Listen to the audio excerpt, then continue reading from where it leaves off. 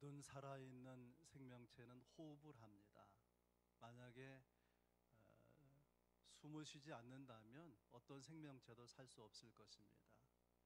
시편 성도는 호흡이 있는 자는 다 찬양해야 된다. 시편 150편 6절에 이렇게 말합니다. 호흡이 있는 자마다 여호와를 찬양할지어다. 할렐루야. 우리가 호흡하고 있다면, 숨쉬고 있다면 하나님을 찬양해야 된다라는 거예요. 이사야서 43장 21절에 이 백성은 내가 나를 위하여 지었나니 나를 찬송하게 하려는 것이라.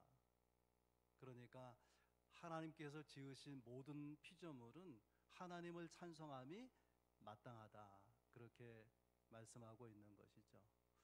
오늘 본문은 에베소서인데요, 바울은 에베소서를 시작하면서 1절, 2절은 인사말이거든요. 그러니까 말하고자 하는 편지의 본론은 3절부터 시작하는데, 3절이 어떻게 시작하는가 하면은 찬송하리로다 라는 말로 시작해서 본문 14절 끝에 보면 찬송하게 하려 함이니라.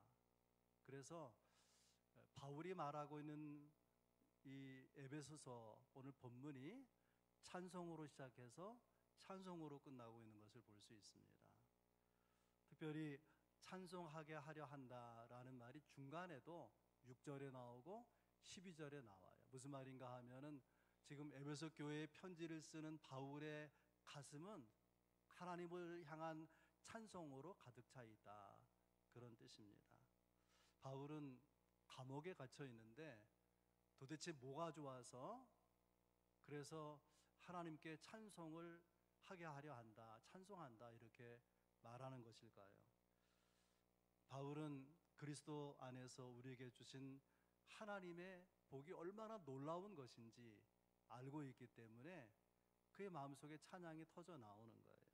3절에 보면 하나님이 그리스도 안에서 하늘에 속한 모든 신령한 복을 우리에게 주시되, 그리스도 안에서 신령한 복을 주신다고 하는데, 이 그리스도 안에서라는 말이 본문 가운데 그 안에서라는 표현과 더불어 이렇게 합해 보면 10번이나 나와요. 10번.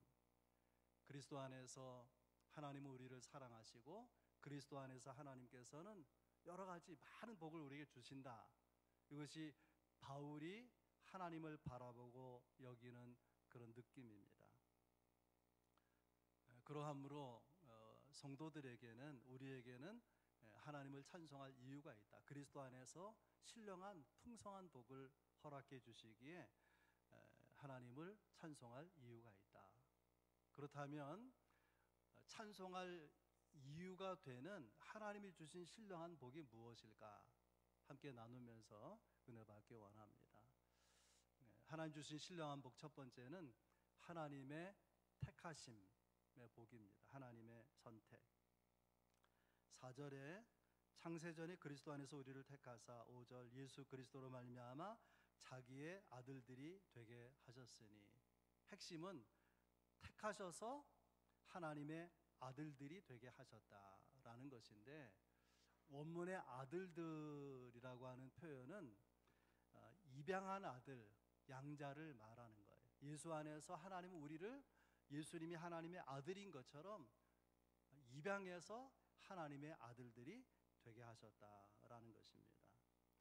중요한 것은 우리를 양자로 삼으신 하나님의 자녀, 하나님의 아들로 삼으신 것이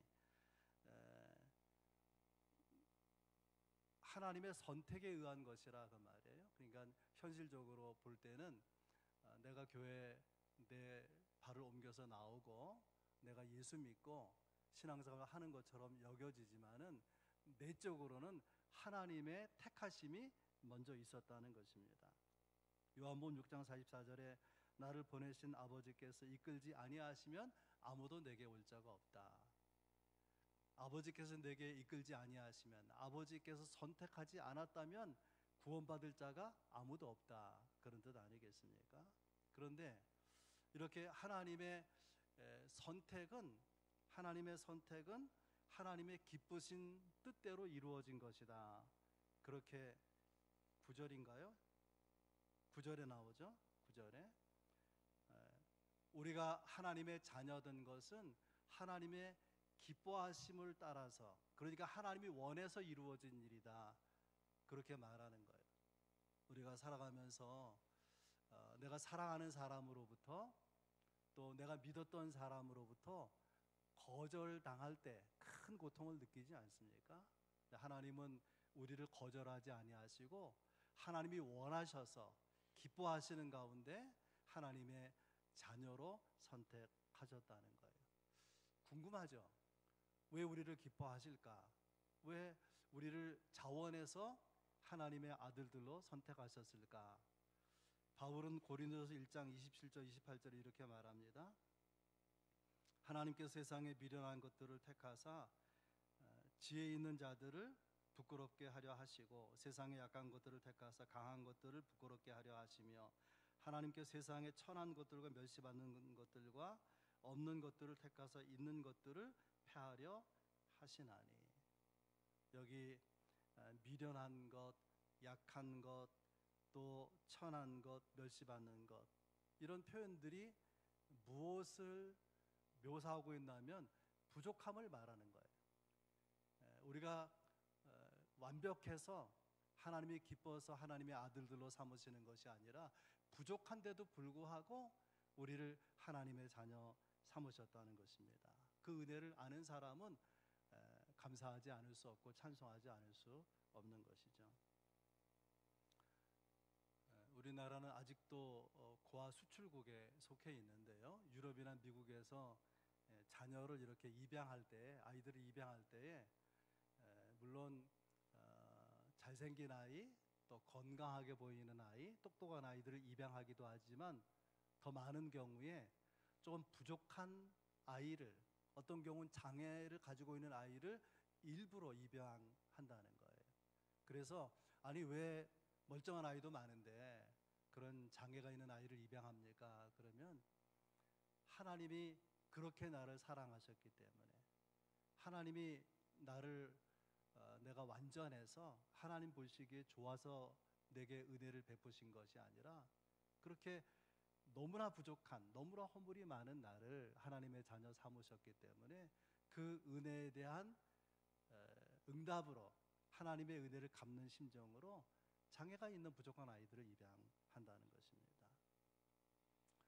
여러분, 우리가 사실은 그렇게 하나님의 자녀된 것을 아닙니까? 아십니까? 우리가 예수 믿기 전에 우리는 본질상 진노의 자녀고 성경에 보면 마귀의 자녀였다. 그런데 예수 믿는다는 사실 하나 때문에 우리를 양자 삼으신 거예요. 하나님의 당당한 자녀를 삼으신 것입니다. 이것을 생각하면 감사하지 않을 수 없는 거죠. 그래서 하나님 아버지가 우리를 선택하시는 복에 대해서 설명하면서 이것이 우리가 찬양할 이유다, 6절에서 이렇게 말합니다. 이는 그가 사랑하시는 자 안에서 우리에게 거저 주시는 바 그의 은혜의 영광을 찬송하게 하려는 것이라. 우리가 하나님의 자녀된 것은 거저 주시는 은혜라는 거예요. 노력해서 이루어진 것이 아닌데, 아무 자격도 없는데 거저 주시는 은혜로 하나님의 자녀가 된 것이기에 이것을 생각하면 감사하지 않을 수 없고 찬송하지 않을 수 없다. 이런 바울의 이해가, 또 바울의 감사와 찬양이 여러분 가운데도 있기를 바랍니다. 두 번째, 하나님이 주신 신령한 복은 예수 그리스도의 구원, 그것을 속량이라는 단어로 바울이 설명하고 있습니다. 7절에 그의 피로 말미암아 속량 곧 죄사함을 받았느니라.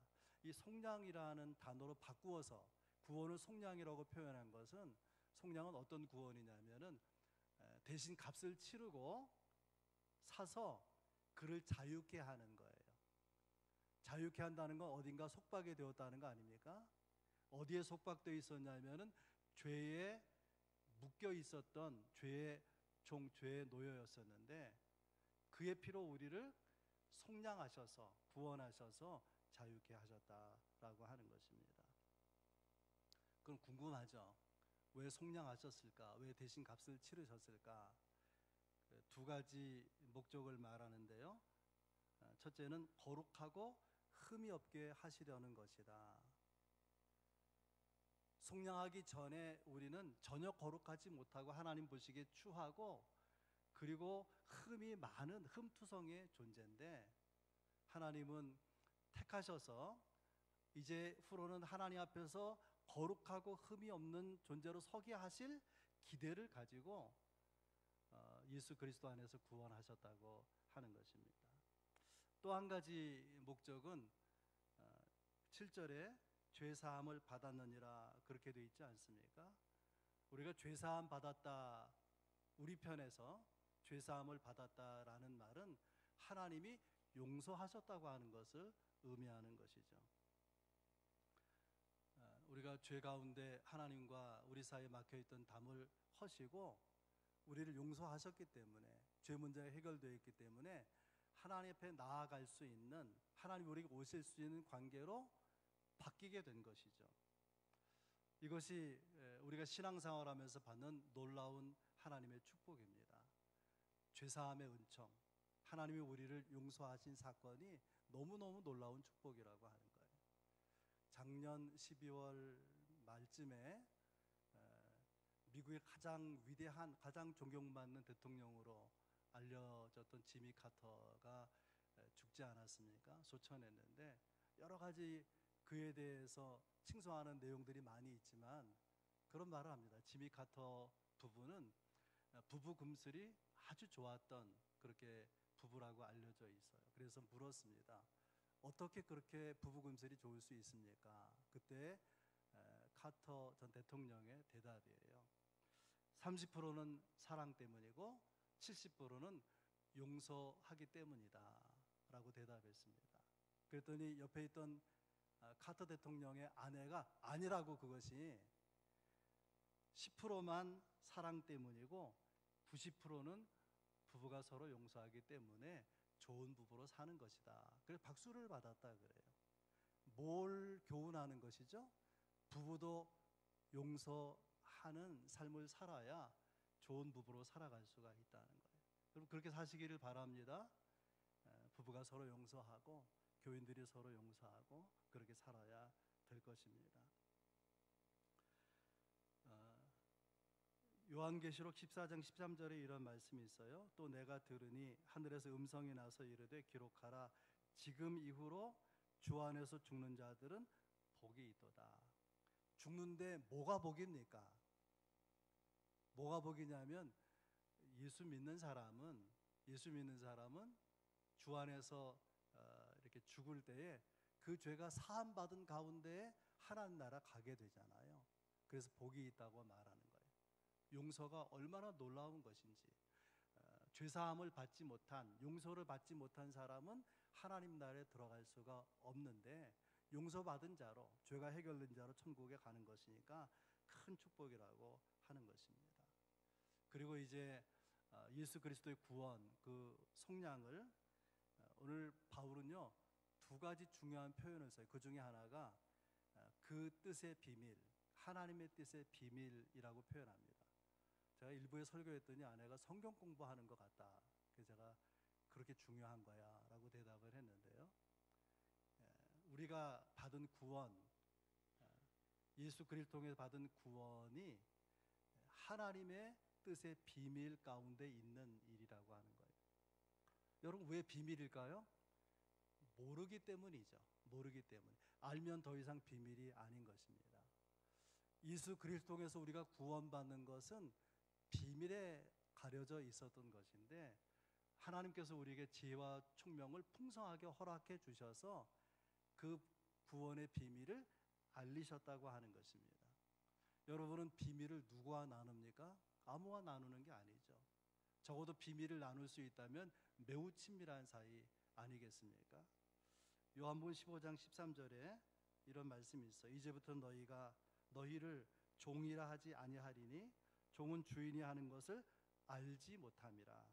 너희를 친구라 하였노니 내가 아버지께 들은 것을 다 너희에게 알게 하였음이니라. 그리스도 안에서 우리에게 하나님의 비밀한 것들을 알려주신다는 거예요. 얼마나 놀라운 은혜고 얼마나 놀라운 축복입니까? 그럼 도대체 이 비밀이 무엇일까?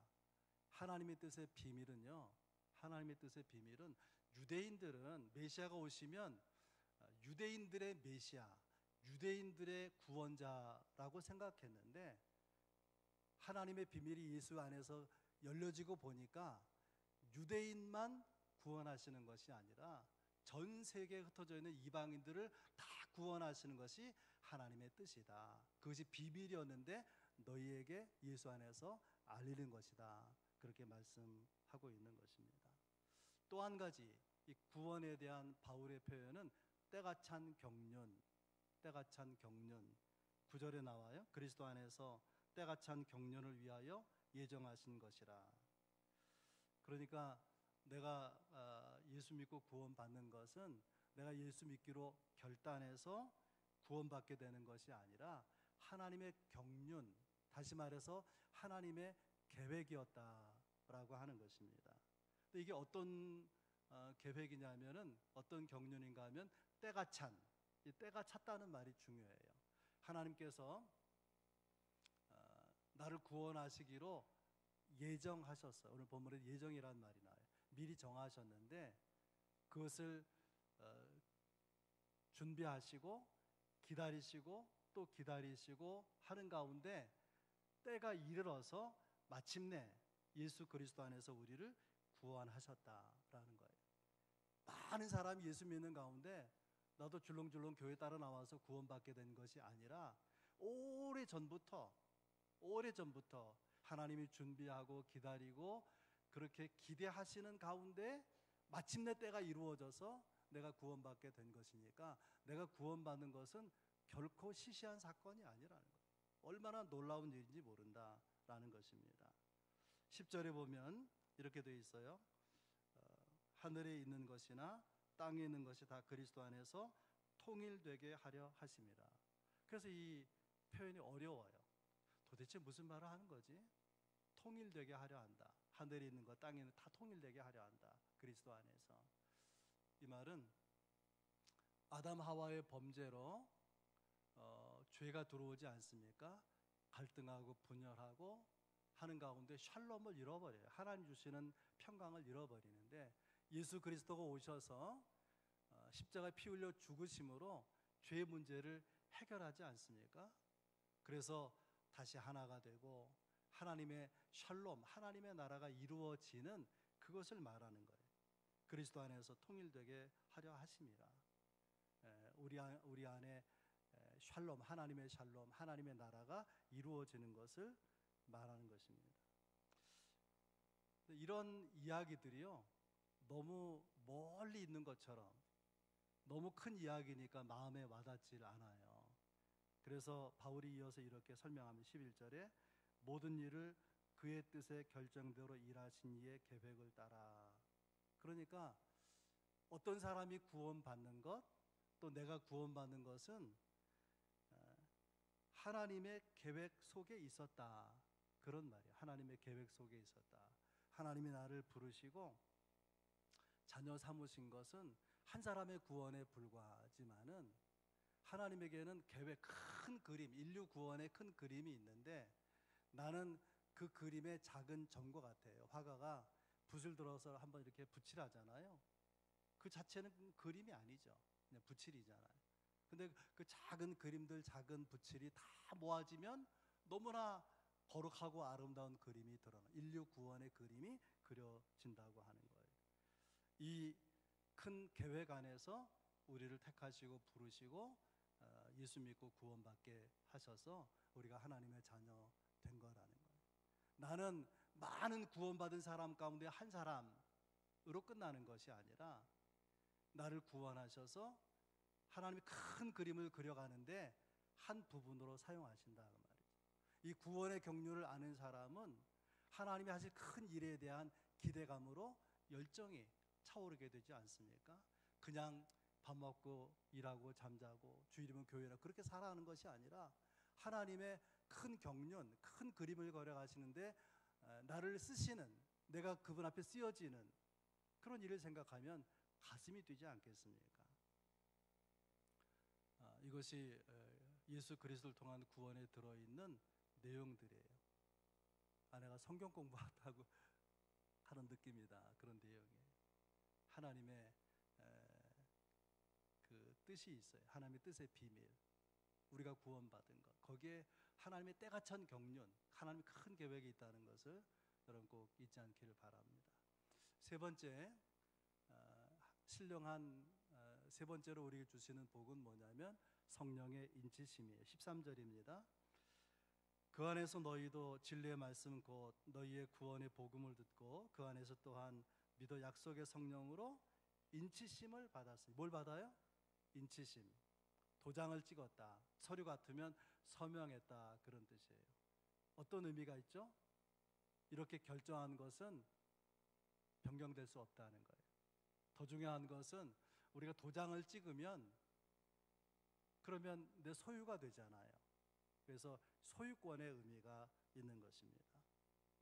성령의 인치셔서 우리가 하나님의 소유가 되었다는 것이 뭐가 중요하냐? 하나님의 소유이기 때문에 우리를 지키시고 또 보호하시고 인도하시고 우리와 동행하시는 그 은혜가 그 안에 다 들어있는 것입니다.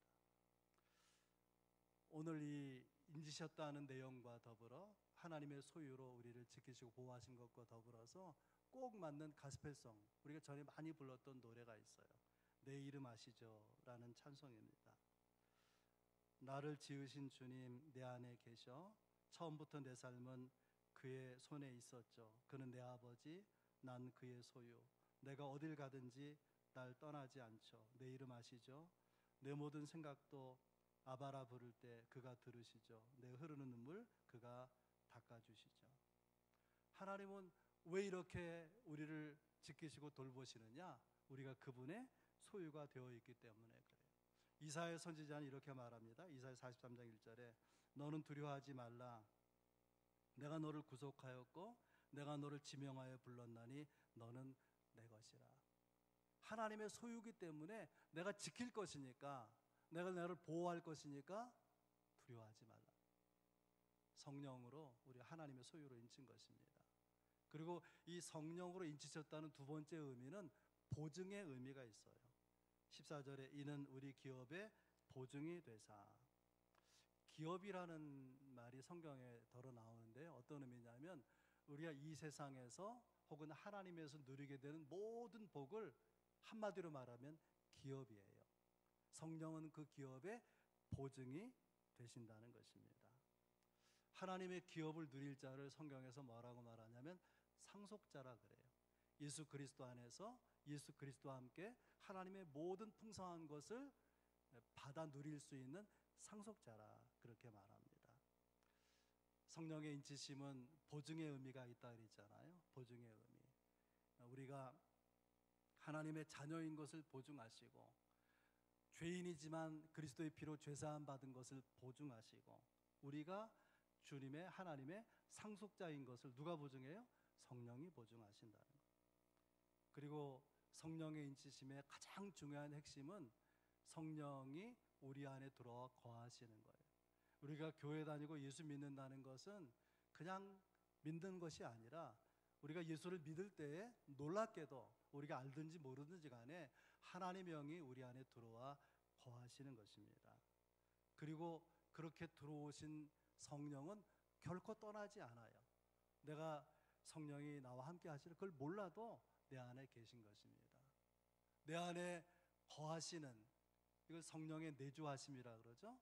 성령의 내주하심 가운데 있는 성도들 가운데 그 성령이 내 마음을 만지고 내 심령을 만지면 어떻게 되느냐? 그러면 하나님의 신령한 복을 알 수 있는 눈이 열리게 되는 것이죠. 그래서 인생을 당당하게 살아갈 수가 있는 것입니다. 바울은 고린도후서 4장 7절 8절 이렇게 말합니다.